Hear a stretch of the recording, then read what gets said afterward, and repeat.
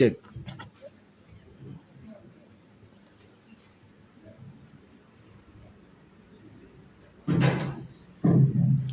Cek. Bismillahirrahmanirrahim. Bismillahirrahmanirrahim. Kita mulai, hadirin sekalian, jamaah Masjid At-Taqwa dan teman-teman dari Paskas Wonosobo yang semoga kita bersama senantiasa dimuliakan, dirahmati dan diberkahi oleh Allah Subhanahu wa ta'ala. Assalamualaikum warahmatullahi wabarakatuh.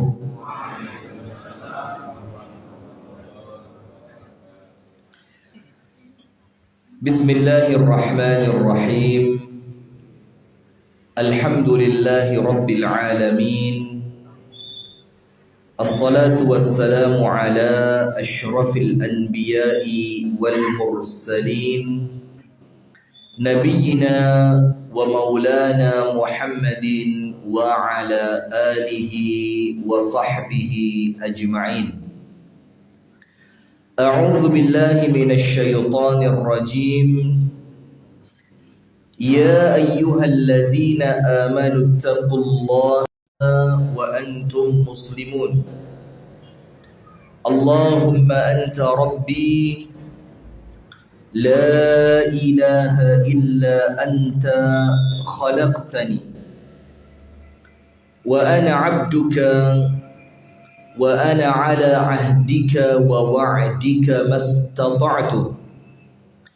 A'udzu bika min syarri ma sana'tu. Abu'u laka bi ni'matika 'alayya wa abu'u bi dhanbi faghfir li. Fa innahu la yaghfiru adh-dhunuba illa anta. Asbahna 'ala fitratil Islam wa 'ala kalimatil ikhlas wa 'ala dini nabiyyina Muhammadin sallallahu alaihi wasallam wa 'ala millati abina Ibrahim hanifan musliman wa ma kana minal musyrikin, amma ba'du. Allahumma inna nas'aluka 'ilman nafi'an wa rizqan tayyiban wa 'amalan mutaqabbala. Amin ya rabbal alamin. Hadirin sekalian, ibu-ibu dan bapak-bapak serta teman-teman sekalian, jamaah salat subuh Masjid At-Taqwa Wonosobo yang semoga kita bersama senantiasa dirahmati dan diberkahi oleh Allah Ta'ala. Puji dan syukur alhamdulillah, thumma alhamdulillah kita haturkan kepada Allah atas limpahan nikmat yang Allah karuniakan kepada kita, sehingga di pagi hari yang penuh dengan keberkahan ini kita dipertemukan Allah, dikumpulkan Allah di dalam majlis yang insya Allah penuh dengan keberkahan. Maka kita berdoa kepada Allah Ta'ala, kita memohon kepada Allah Ta'ala, dan dialah Allah yang tidak akan pernah menolak doa dan permohonan. Wa qala rabbukum ud'uni astajib lakum. Mintalah kalian kepadaku, kata Allah, maka aku berikan apa yang kalian minta. Maka kita memohon kepada Allah di waktu pagi yang penuh dengan keberkahan ini, semoga apa yang kita cita-citakan oleh Allah dikabulkan. Apa yang kita inginkan oleh Allah diperkenankan. Siapapun di antara kita yang memiliki beban hutang, semoga Allah kemudian memberikan kemampuan kepadanya untuk melunasinya. Siapapun di antara kita yang sakit, semoga Allah berikan kesembuhan kepadanya. Dan yang paling utama, semoga Allah berikan kepada kita kematian yang husnul khatimah. Amin ya rabbal alamin. Salawat beriring salam semoga tercurahkan dan terlimpahkan kepada uswah kita, suri tauladan kita dan kekasih kita bersama Nabi besar, Nabi agung, An-Nabi Muhammad sallallahu alaihi wasallam, beserta seluruh keluarganya, beserta seluruh istrinya, beserta seluruh sahabatnya. Dan salawat itu semoga tersambung kepada kita semua sebagai umatnya yang senantiasa menjalankan sunnah. Tapi menjalankan tidak cukup, perlu mendakwahkan. Dan mendakwahkan juga nampaknya belum cukup, ditambahi dengan memperjuangkan. Jadi sunnah Nabi Muhammad itu diamalkan untuk kemuliaan. Kemudian kemuliaan itu kita inginkan tersebar dengan kita mendakwahkan sunnah Nabi besar Muhammad sallallahu alaihi wasallam, dan kita perlu berjuang. Karena tidak mungkin sunnah itu akan sampai kepada kita tanpa perjuangan dari Nabi besar Muhammad sallallahu alaihi wasallam dan tanpa perjuangan dari para sahabat.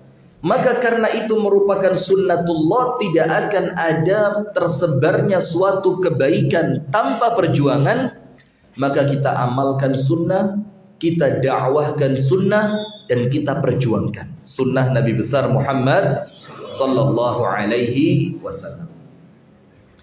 Hadirin sekalian yang dirahmati dan diberkahi oleh Allah Subhanahu wa taala, jamaah Masjid At-Taqwa Wonosobo.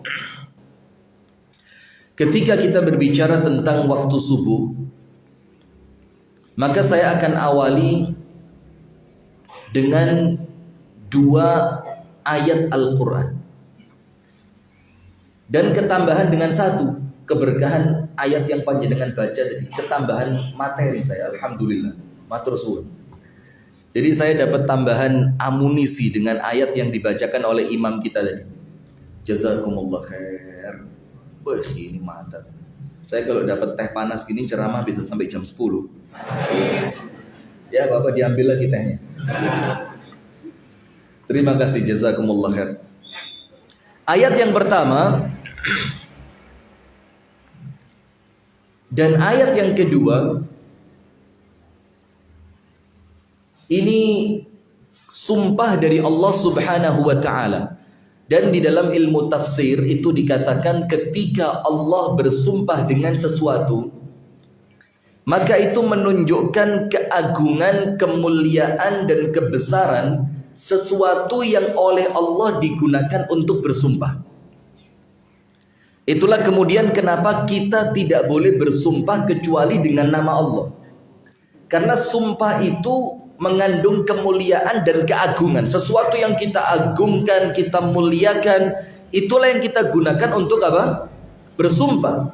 Sementara tidak ada yang kita muliakan, tidak ada yang kita agungkan kecuali Allah. Maka di sanalah An-Nabi sallallahu alaihi wasallam bersabda, "Man kana minkum halifan falyahlif billahi aw liyasmut." Barang siapa di antara kalian bersumpah, maka bersumpahlah dengan nama Allah, atau kalau tidak bisa mendingan diam saja. Dan ini yang perlu kita luruskan, karena sekarang ini kan banyak tontonan menjadi tuntunan. Ada beberapa, mohon maaf ya, saya mau nyebut kok abot, gak disebut, ini nampaknya gak jelas. Sebut aja lah, karena insya Allah niatan kita baik ya. Dan mudah-mudahan juga diterima dengan kebaikan. Sebagian di antara artis hijrah, sebagian di antara tokoh-tokoh yang dianggap kemudian berhijrah, itu ada sedikit yang pernah saya amati dari mereka, itu ketika bersumpah demi Allah, demi Rasulullah. Nah ini kan, pernah dengar gak begitu? Atau sebagian di tempat-tempat kita dari kalangan awam, bahkan dari kalangan berilmu juga mengucapkan itu, menyandingkan sumpah antara Allah dan sumpah dengan Rasulullah. Ini melanggar apa yang Rasulullah minta. Rasul mengatakan apabila kalian bersumpah, bersumpahlah dengan nama Allah. Karena hanya Allah yang patut kita muliakan, yang patut kita agungkan untuk kita gunakan sebagai sumpah. Nah kemudian, maka ketika ada ayat-ayat Al-Quran yang berbicara tentang sumpah dan ada perkara-perkara yang Allah gunakan untuk bersumpah, maka itu menunjukkan besarnya, agungnya sesuatu yang Allah gunakan untuk sumpah. Nah ternyata dua di antaranya itu adalah berbicara tentang waktu subuh. Yang pertama, pada surah Al-Fajr. Bahkan pada ayat yang pertama, Allah menggunakan pada surah Al-Fajr, di ayat yang pertama Allah Ta'ala langsung bersumpah dalam keadaan, mohon maaf, Allah Ta'ala tidak akan pernah berdusta, tidak akan pernah berbohong ketika berbicara. Betul kan? Wa man asdaqu minallahi haditha. Siapa yang lebih benar ucapannya dibandingkan ucapan dan firman Allah? Tidak ada. Tapi Allah bersumpah untuk menegaskan suatu makna. Allah Ta'ala bersumpah untuk menjelaskan kepada kita tentang kemuliaan apa yang Allah gunakan untuk sumpah. Yang pertama, wal fajri, demi waktu fajar. Ketika Allah Ta'ala mengatakan wal fajri, maka tidak perlu ceramah seperti ini seharusnya. Tidak perlu keutamaan subuh. Kemudian subuh itu awal hidup dan matimu. Nampaknya awalnya tidak perlu. Karena untuk orang Islam yang kemudian punya syiar sami'na wa ata'na, ketika Allah bersumpah dengan waktu fajar, dengan waktu subuh, ini sudah cukup buat kita. Bahwasannya Allah tidak bermain-main dengan sumpahnya. Allah tidak akan pernah bersumpah dengan sesuatu yang remeh-temeh. Maka pertama kali Allah ucapkan wal fajri, demi waktu fajar. Berarti waktu fajar ini mengandung kemuliaan, mengandung keutamaan, mengandung fadilah, mengandung rahasia-rahasia yang kemudian kita umat Islam meyakini bahwa itu pasti sesuatu yang besar. Sampai saya lagi seneng itu membaca tentang stoikisme. Tahu ya? Tahu. La haula wala quwata illa billah. Tapi tidak apa-apa, karena memang ini bukan sesuatu yang antum wajib tahu begitu. Jadi stoik itu sebuah sikap dari filsafat. Walaupun saya bukan orang yang filsuf gitu, dan saya ikut Imam Syafi'i. Imam Syafi'i itu mengatakan orang yang belajar filsafat di waktu pagi, gila di waktu sore. Itu ucapannya Imam Syafi'i. Jadi kalau protes jangan sama saya, sama Imam Syafi'i. Dan tapi siapa yang berani protes kan? Nah sudah, maka stoik ini suatu aliran filsafat yang kemudian kita itu diajak untuk bahagia tanpa mencari kebahagiaan dari pandangan orang lain. Jadi kita ini kan bahagia itu kalau orang lain memuji. Oh Masya Allah ya bajunya bagus. Oh Masya Allah ya ceramahnya keren. Oh Masya Allah ya gerakannya luar biasa. Kemudian ketika mereka memuji, kita baru senang. Seakan-akan pujian mereka itu tolak ukur kesuksesan kita. Itu keliru. Padahal tidak jarang apa yang kita lakukan dengan maksimal itu tidak dapat pujian manusia, bahkan dicela oleh mereka. Terus apakah ketika mereka mencela itu menunjukkan amalan kita gagal? Kan tidak. Maka diajarkan kepada kita untuk terus melatih bahwa bahagiamu dengan dirimu, bukan dengan orang lain. Nah, sudah hadirin sekalian, maka kemudian di antara buku-buku yang saya baca dan kemudian beberapa yang saya dengarkan dan saya saksikan tentang stoik itu salah satunya orang yang lagi gemar membaca atau mempelajari stoik itu mengamalkan amalan-amalan yang akan mengantarkan orang untuk sukses. Kalau bahasa kita kan amalan ya, kalau bahasa mereka itu kegiatan atau habit. Nah, apalagi habit. Atau bahasa saya sekarang rotok keren malian. Padahal zaman dulu itu saya kalau ceramah itu Jawa tuleng. Ya gara-gara mulai baca saya rotok aneh-aneh itu. Nah sudah, maka ada beberapa kebiasaan yang dilakukan oleh orang-orang sukses. Antum tahu salah satunya apa? Bangun subuh. Nah, tapi kalau orang beriman bangun subuhnya hanya karena ngikutin mereka, itu ya ketinggalan zaman namanya. Karena bangun subuhnya umat Islam ini bukan sekedar untuk cari kesuksesan dunia, tapi karena kita mengamalkan apa yang Allah inginkan dan kita melakukan apa yang Rasul ajarkan. Dan itu suksesnya tembus dari dunia sampai akhirat. Jadi salah satu habits orang-orang yang sukses itu mereka bangun, kalau bahasa mereka ya, itu sebelum matahari terbit. Kalau bahasa kita ya di waktu subuh. Dan kita yakin keutamaan subuh ini luar biasa. Dan alhamdulillahnya, apa itu? Allah itu akan berikan keutamaan dari amal yang kita lakukan dalam keadaan kita ngerti keutamaannya atau tidak.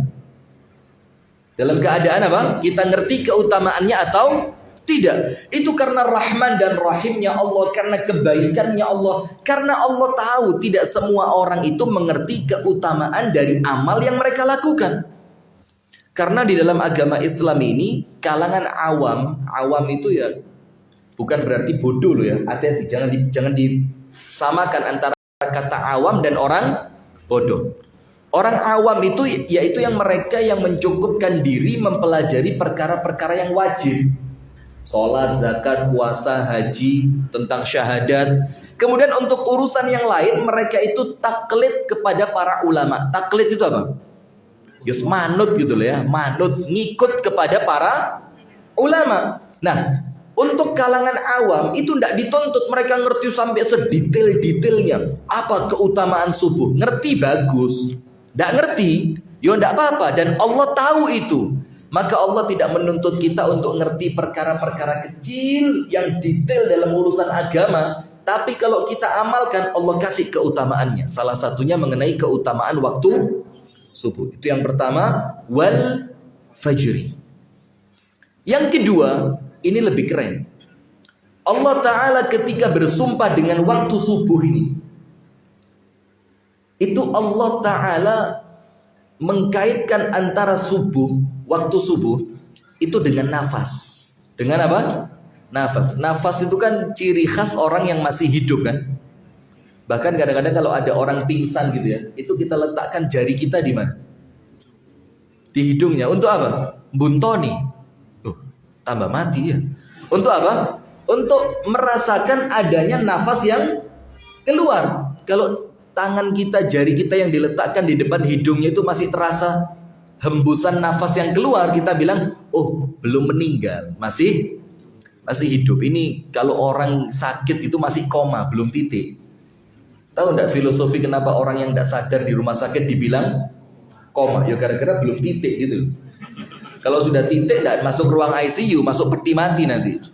Karena masih koma artinya masih ada peluang dia untuk dilanjutkan. Jadi kalau orang bikin kalimat itu kalau koma, itu kan artinya di belakang koma itu masih ada kalimat lanjutan. Nah itu mudah-mudahan kita pun ya ndak koma ya ndak titik gitu ya. Kita ini mudah-mudahan lempeng aja. Amin ya rabbal alamin. Allah mengkaitkan antara waktu subuh dengan nafas. Yang dimana ketika seseorang itu masih bernafas, itu artinya dia masih hidup dan masih mampu mendatangkan keutamaan, kebaikan, kemuliaan untuk dunia dan akhiratnya. Sementara lihat perumpamaan orang yang zikir dan orang yang tidak zikir. Itu Rasulullah katakan apa? Kamatsalil hayyi wal mayyit. Perumpamaan orang yang zikir dan orang yang tidak berzikir, itu Rasulullah memberikan perumpamaannya ekstrim banget. Apa perumpamaannya? Seperti orang yang masih hidup dan orang yang sudah mati. Orang yang sudah mati itu adalah orang yang tidak mampu mendatangkan sedikit pun kebaikan untuknya. Betul apa enggak? Bahkan sampai ada syariat memandikan, mengkafankan dan menyolatkan kemudian menguburkan. Karena saking tidak berdayanya orang yang telah meninggal dunia. Nah, maka orang yang sudah zikir saja tidak, itu orang yang sudah terputus dari semua kebaikan. Seakan-akan Rasul katakan mati nampaknya lebih bagus buat kamu. Karena kamu ini masih hidup tapi tidak lagi mendatangkan manfaat loh. Kok eman gitu loh, kok sayang sekali. Yang orang mati kepingin hidup sekedar untuk berzikir, engkau masih hidup tapi waktumu tidak engkau gunakan untuk zikir. Zikir itu kan sekecil-kecilnya amal yang bisa kita lakukan kan. Dalam keadaan pahalanya tidak kecil. Tapi kemudian Anda bisa zikir sambil sholat. Anda bisa zikir sambil menunggu waktu sholat. Anda bisa zikir sambil olahraga. Anda bisa zikir sambil masak. Ibu-ibu kalau masak zikir enggak, Bu? Apa zikirnya? Allahumma mateng.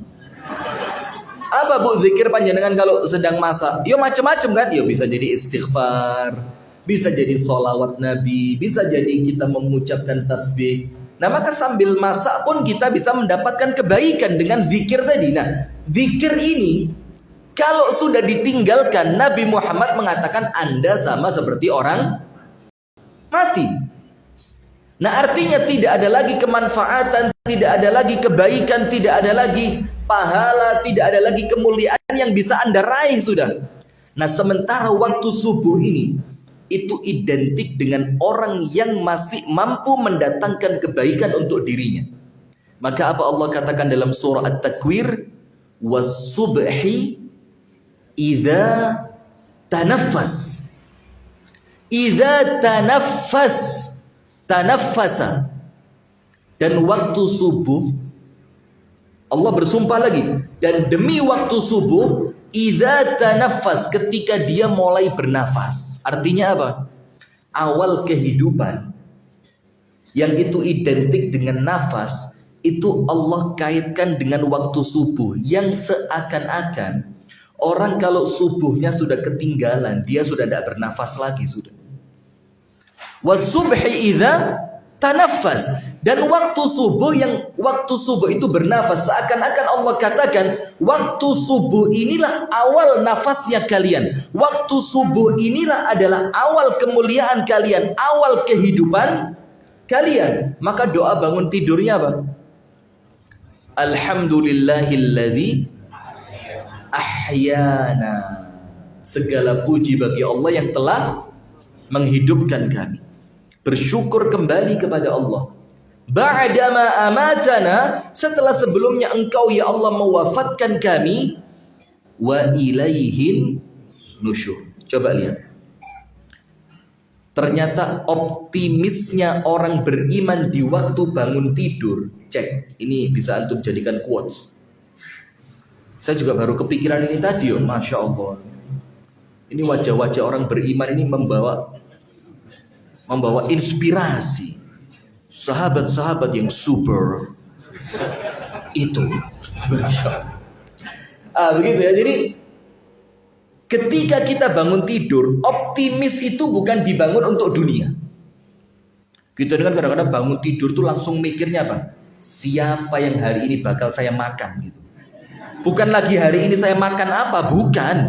Dino iki aku mangan sopo gitu. Maka Allah merubah itu. Optimisme orang yang bangun di waktu pagi, itu optimismenya dibangun untuk akhirat. Apa dalilnya? Wa ilaihin nusyur. Baru bangun tidur diingetin tentang bahwa kita bakal digiring menuju kepada Allah. Tujuannya apa? Supaya bangun tidur ini tidak mikir macem-macem. Mikirnya lurus, mikirnya ibadah, mikirnya akhirat, mikirnya tentang Allah Ta'ala. Supaya nanti ketika antum diberikan kesempatan bangun tidur, diberikan kesempatan hidup, diberikan kesempatan bergerak, antum gunakan kesempatan itu untuk meraih akhirat. Karena tas tangi turu wis diwedeni bangkit di hadapan Allah. Nah, maka Allah katakan tentang subuh ini, tanafas. Ini waktunya orang bernafas sih. Waktunya kehidupan dunia mulai menggeliat. Waktunya orang-orang mulai bergerak.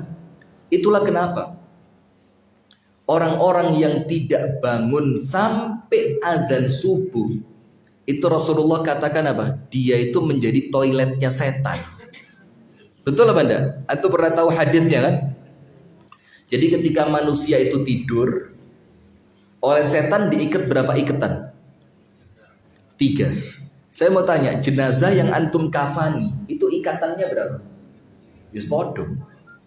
Artinya antum tidur itu sama setan, antum dianggap mayit, dikafani, ditaleni. Ikatan pertama di kepala, ikatan kedua di dada, ikatan ketiga di kaki. Maka ketika antum bangun tidur baca Alhamdulillahilladzi ahyana ba'dama amatana wa ilaihin nusyur. Jangan dibaca sekarang. Ini ket melek rupanya. Ini. Maka terlepas satu ikatan. Ketika antum wudu terlepas ikatan yang kedua. Itulah kenapa orang tas tangi turu itu ndak oleh kakean, mulet. Harus cepet-cepet masuk ke toilet, kamar mandi, tempat wudhu biar setannya cepet hilang. Ini ndak dia enak-enak.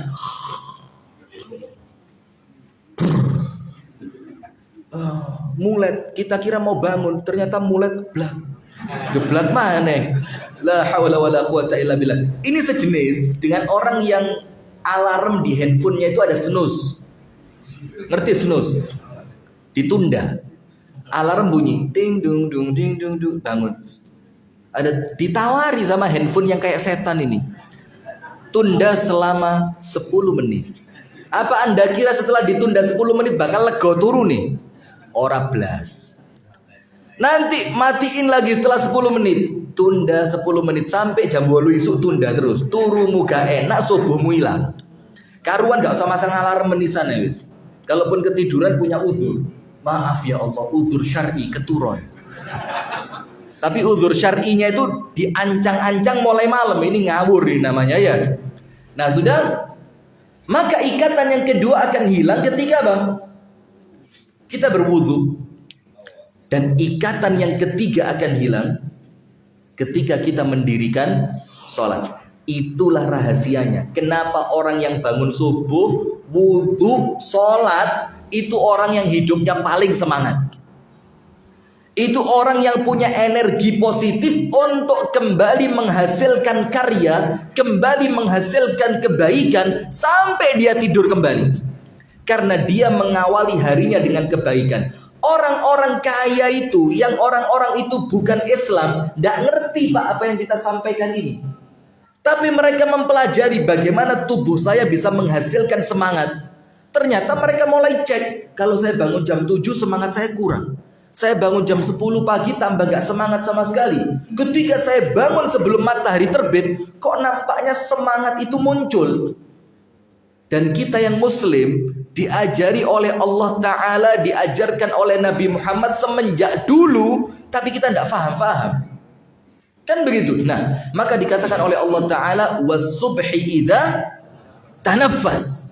Maka kalau ingin Anda itu kembali dianggap bernafas, maka bangunnya tidak boleh sebelum adzan, tidak boleh setelah adzan subuh, sebelum adzan subuh.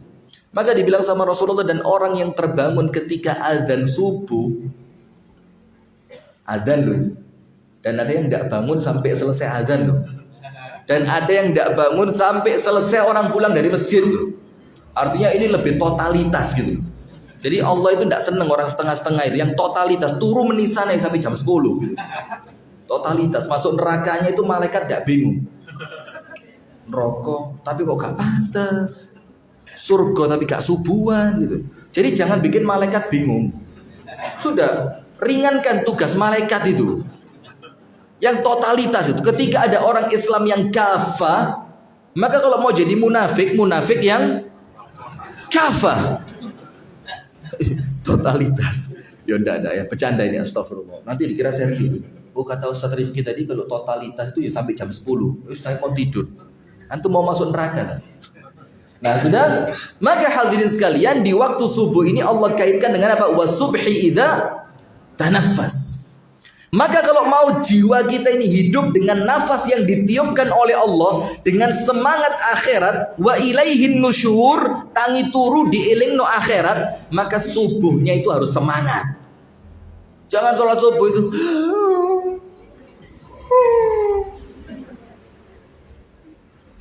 imam masuk masjid, di suatu masjid yang imamnya itu di rolling gantian. Ketika masuk masjid, imam yang biasa bacaannya panjang, astagfirullahaladzim, sekonangan seketor lagi seperempat jam gak mari sholat. Itu nang masjid itu getun. Orang itu ndak ke masjid getun, dia ke masjid lah penangatak gue gimana ya Allah pas ono pengajian mana ya. Wayai sepeda pancalan, wayai goes, kepotong waktu pengajian. Ayo angkat tangan. Ashabul goes ini ya. Ashabul goes itu sebagian kalau kepotong ceramah subuh, itu getune sampai kiamat. Ya Allah. Ini coba saya tadi awali dengan goes, iki sanjok waduh 5 km, 10 kilo saya dapat. Sementara akhirat yang enggak diukur dengan kilometer, itu antum lewatkan, antum enggak kecewa gitu. Nah, sudah. Kemudian ayat yang panjenengan baca tadi, saya dapat tambahan satu amunisi. Jazakumullahu khairan. Mudah-mudahan panjenengan sehat walafiat, panjang umur, Allah berikan istiqomah. Amin ya rabbal alamin. Wa Qur'anal fajr. Dan ini disebutkan oleh para ulama. Kenapa Allah mengkhususkan waktu subuh itu dengan Al-Quran?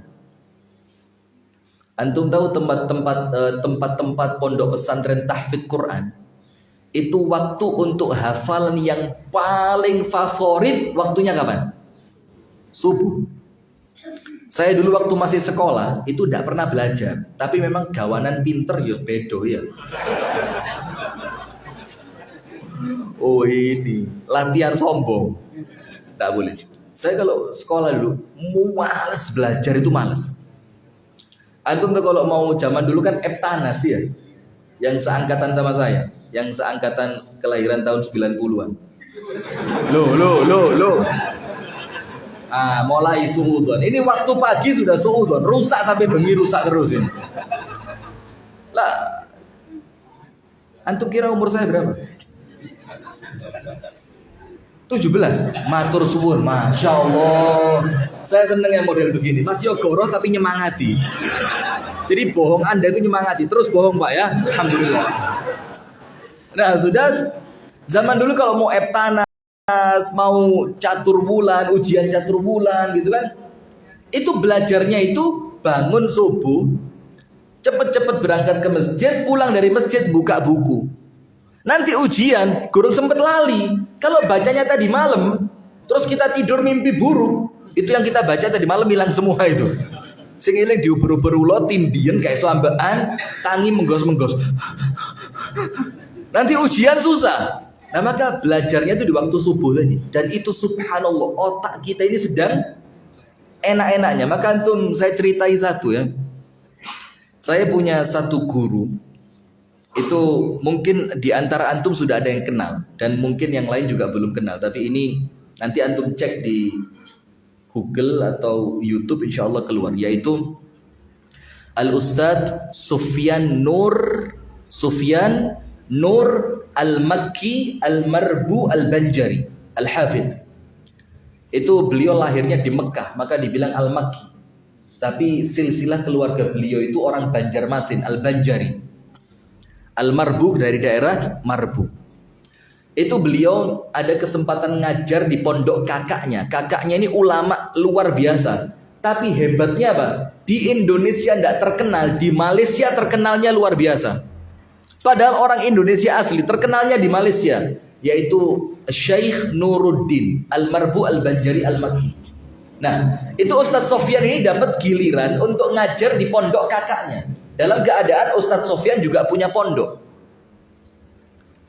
Itu dalam 1 bulan dikasih waktu ngajar di pondoknya total 3 hari. Wes 3 hari ini 24 jam, 24 jam, 24 jam pondok milik kamu.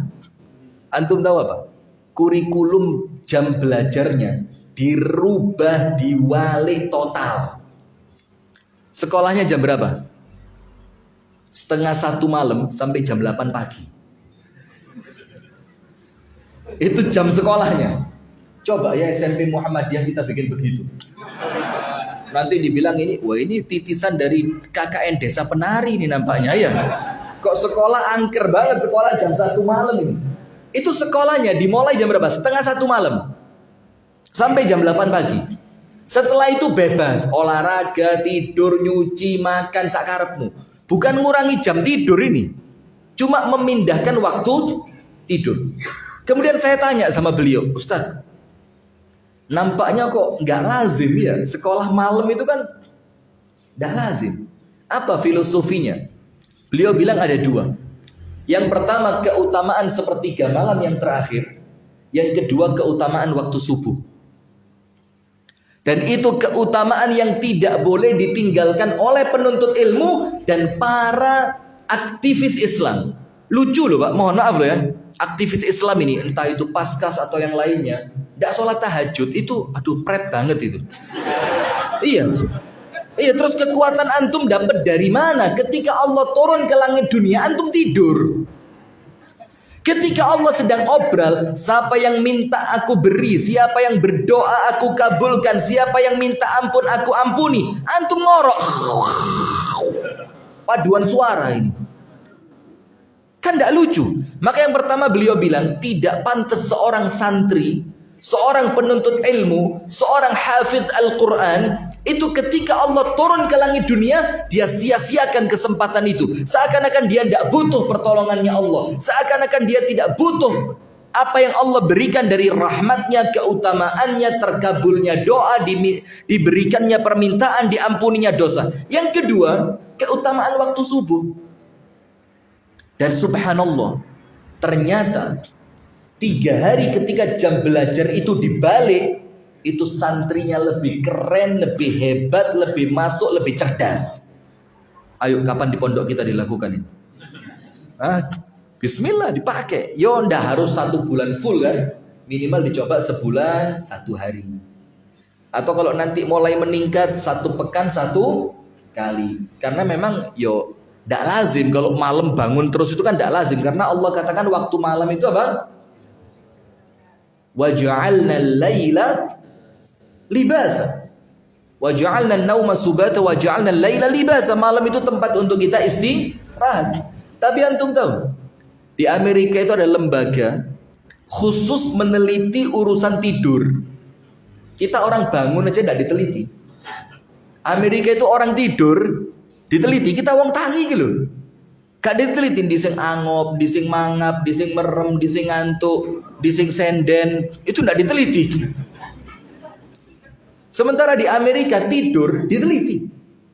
Diteliti oleh orang Amerika, tidur terbaik itu dari awal malam sampai jam 12 malam. Karena orang tidur setelah jam 12 malam tidak menghasilkan apapun.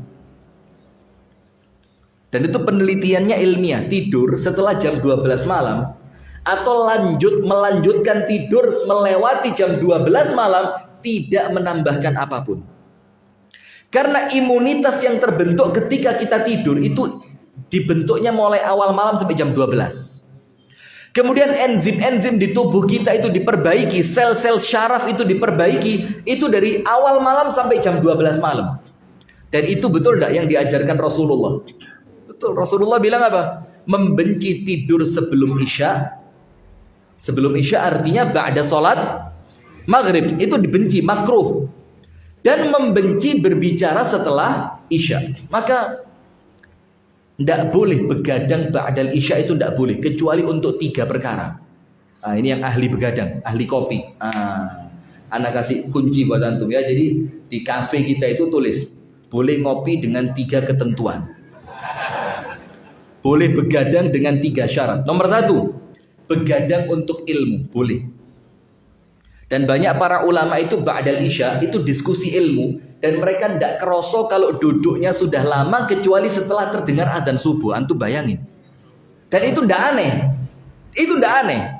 Cuma untuk orang-orang yang tidak terbiasa diskusi ilmu memang nampaknya kena nih. Masa habis isya tidak keroso sampai terdengar adzan? Itu banyak. Nomor 1 itu begadang untuk ilmu. Nomor 2, as-sahar baina zaujain. Jomblo diam dulu. Begadang untuk suami istri itu malah sunnah. Mendengarkan ceritanya istri, bercanda dengan istri, mengajak istri untuk sesuatu yang baik di dalam rumah tangga, itu bangun ba'dal isya yang dikasih toleransi. Yang ketiga, as-sahar lil ibadah, begadang untuk ibadah. Selain itu tidak boleh. Sementara kita ini baru mulai taklim ba'dal isya, dalam keadaan otak kita bukan malah sedang bagus-bagusnya, tapi mulai apa? Menurun. Itu yang Rasul ajarkan. Dan oleh mereka diteliti dan penelitiannya benar. Dan tapi tidak pun menjadikan mereka masuk Islam. Nah, sekarang diteliti oleh para ulama. Kenapa? Wal Qur'an al-fajri.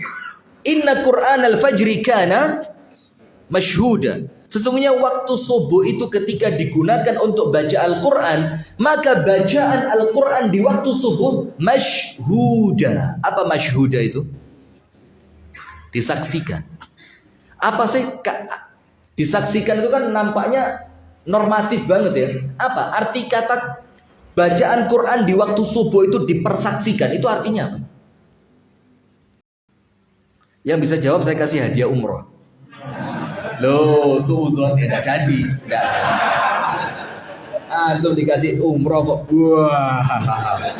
Orang itu langsung, yang saya bisa jawab saya kasih hadiah umroh. Oh, ini optimis. Sobo kok pesimis antum ini. Enggak jadi ya. Saya batalkan ya. Jadi saya terlanjur tersinggung ini. Lo mau Ustadz nawari umroh kok dianggap bohong, itu kan ya tersinggung lah saya. Coba, apa arti kata masyhuda itu? Nomor 1, masyhuda itu bacaan Quran di waktu subuh dipersaksikan oleh 2 malaikat. Malaikat shift malam dan malaikat shift pagi. Karena pergantian malaikat itu di waktu apa? Subuh.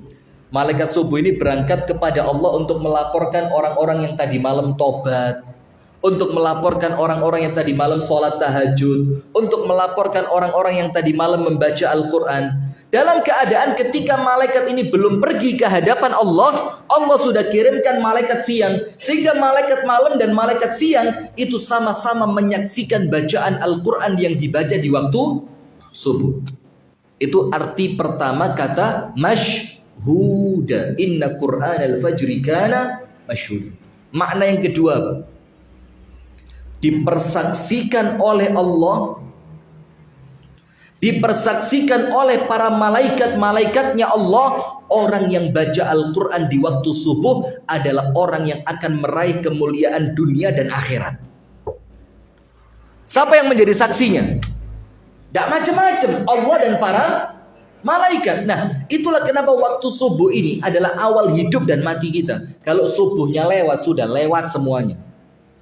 Semua kebaikan terlewat. Nah, kemudian saya minta waktu tambahan sedikit ya, sedikit.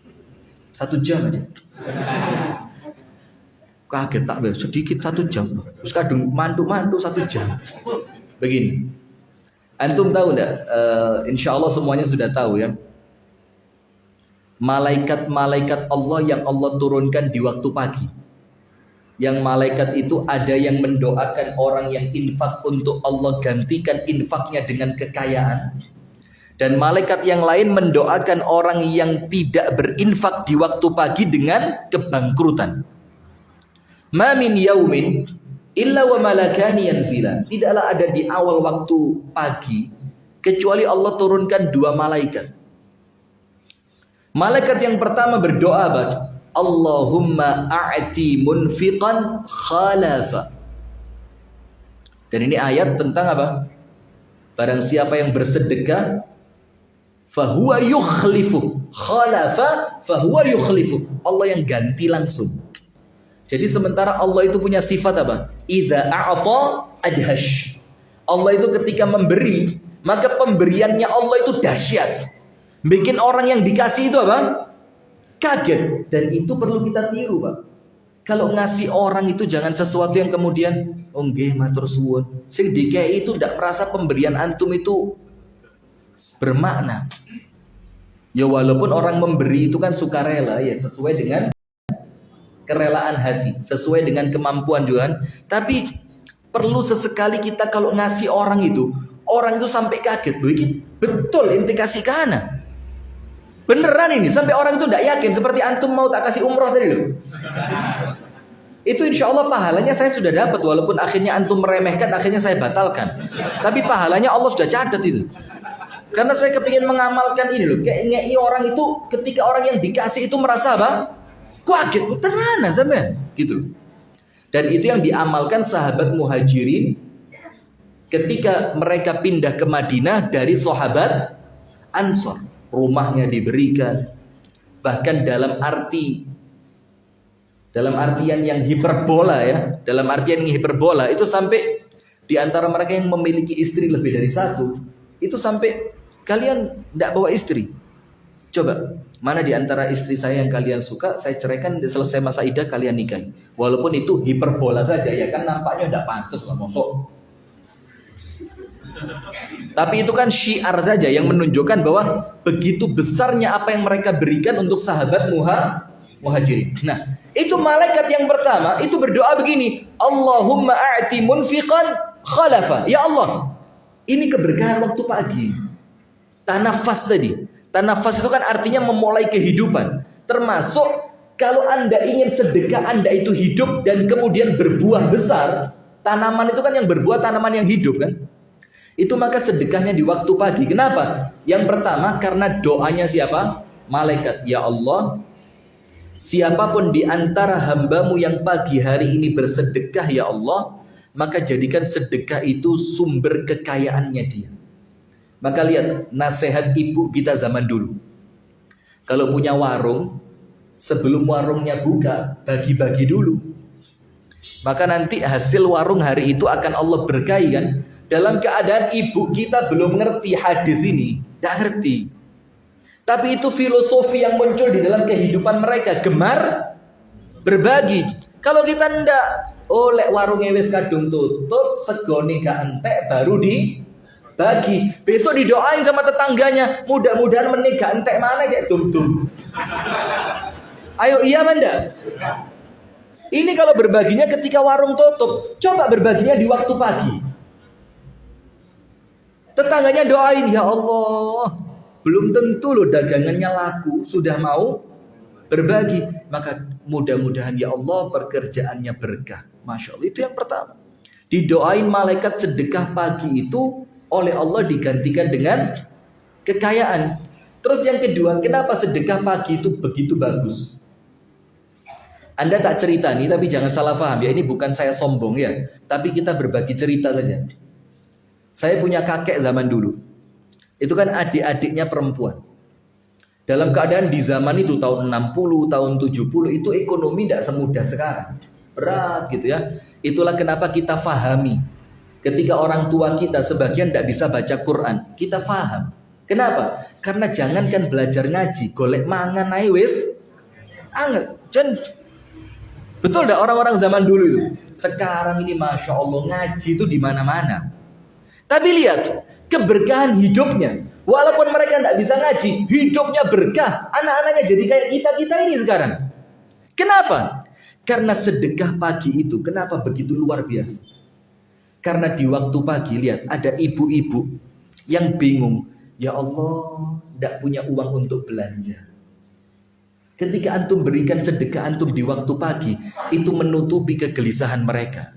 Sehingga hari itu kegelisahan mereka hilang.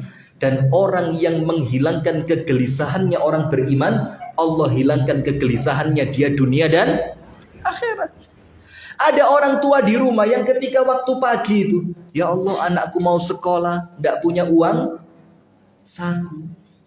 Ada orang-orang yang di waktu pagi, ya Allah saya mau berangkat kerja tapi tidak punya uang untuk naik angkot, untuk naik bis. Nah itulah keutamaannya besar.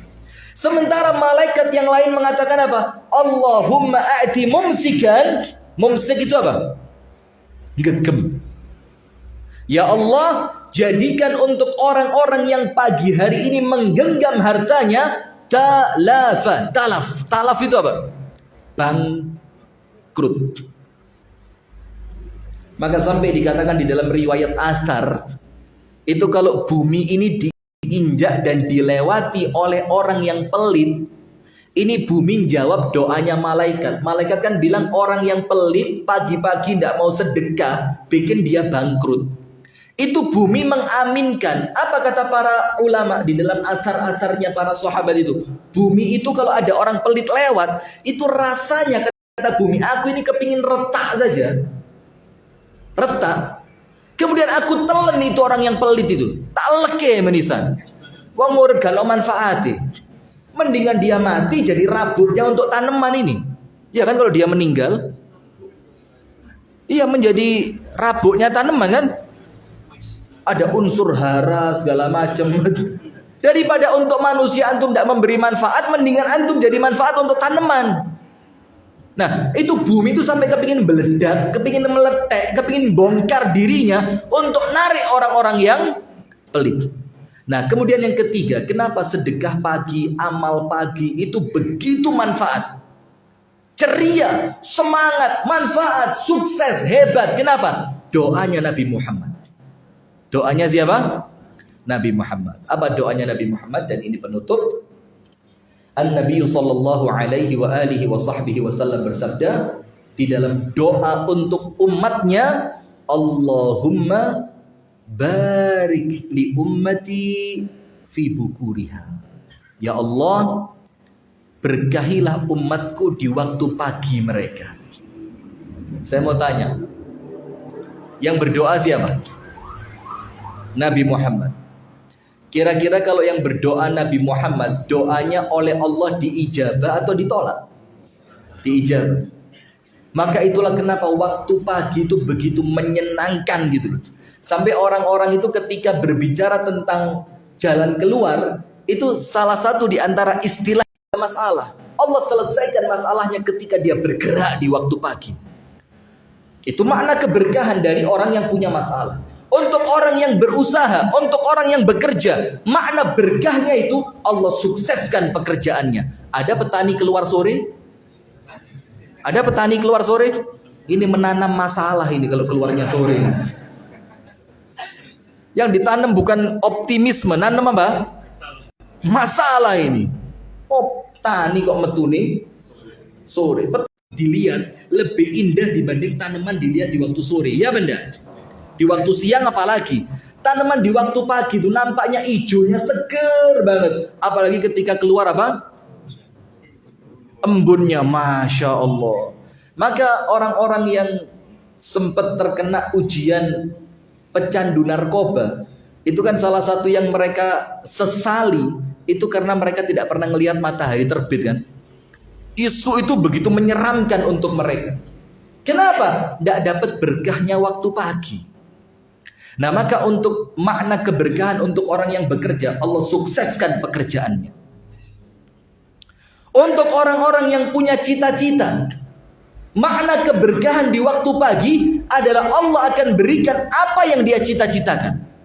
Nah, maka itulah kenapa waktu subuh itu adalah awal hidup dan matimu. Itu sebabnya hadirin sekalian, jamaah Masjid At-Taqwa Wonosobo yang Allah muliakan dunia dan akhirat, amin ya rabbal alamin. Tak boleh orang Islam itu kehilangan waktu subuh. Mudah-mudahan Allah berikan kepada kita keistiqomahan, Allah berikan kepada kita kebaikan dunia dan akhirat, dan mudah-mudahan semua yang kita cita-citakan oleh Allah diberikan kemudahan untuk kita mencapainya. Amin ya rabbal alamin. Itu yang dapat kami sampaikan. Mohon maaf ya kalau terlalu panjang. Mudah-mudahan apa yang kita sampaikan mendatangkan manfaat. Dan apabila ada kurangnya, apabila ada salah ucap, apabila ada salah bercandanya, mudah-mudahan saya dimaafkan ya.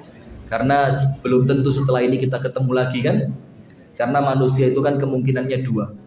Kalau tidak panjenengan yang meninggal duluan, ya kemungkinan saya yang duluan takziah ke rumah panjenengan. Jadi khawatir kalau setelah ini tidak ketemu lagi gitu.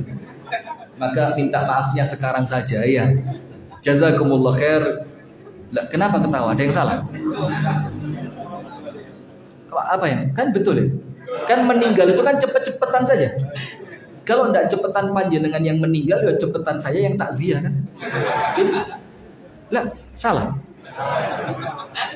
Bagaimana Pak Jiu? Salah. Ini membangun optimisme panjang umur ya begini.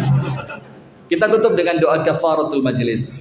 Subhanakallahumma wa bihamdika asyhadu an la ilaha illa anta astaghfiruka wa atubu ilaik. Insyaallah nanti sore masih ada kajian kami di Masjid Al-Arqam. Barakallahu fikum. Assalamualaikum warahmatullahi wabarakatuh.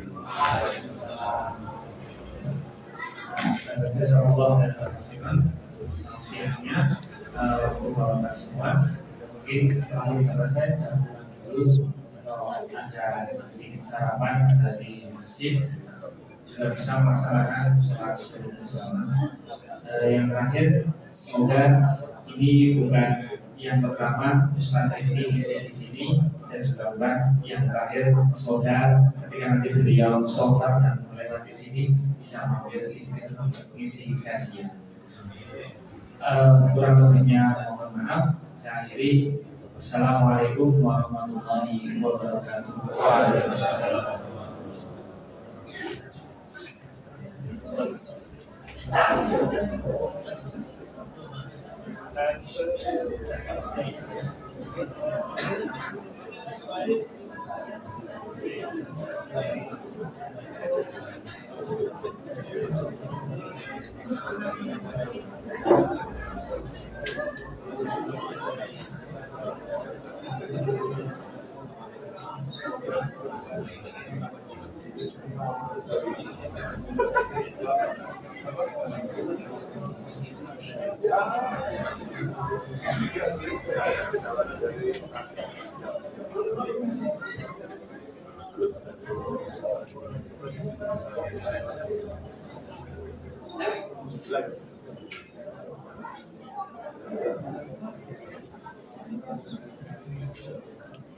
Kita laksanakan sini, makan dulu.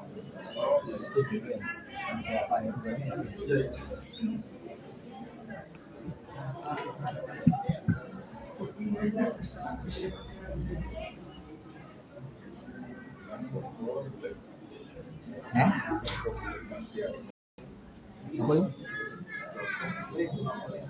Oh.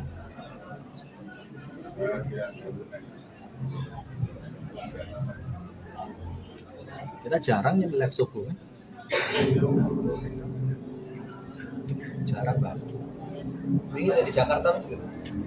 Yang subuh.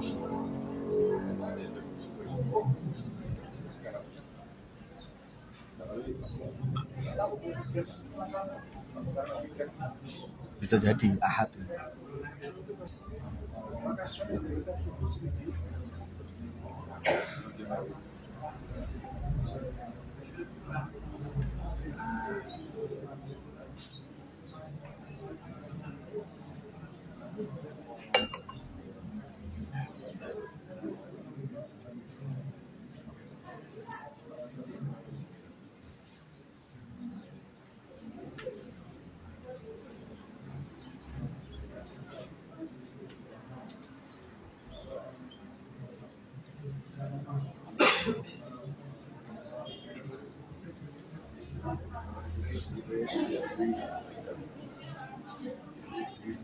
Ini Adi.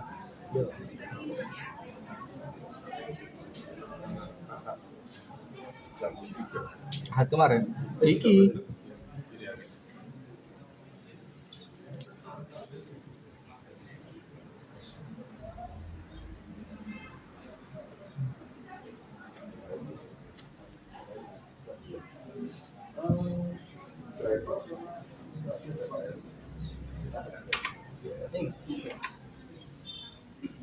Selamat masih.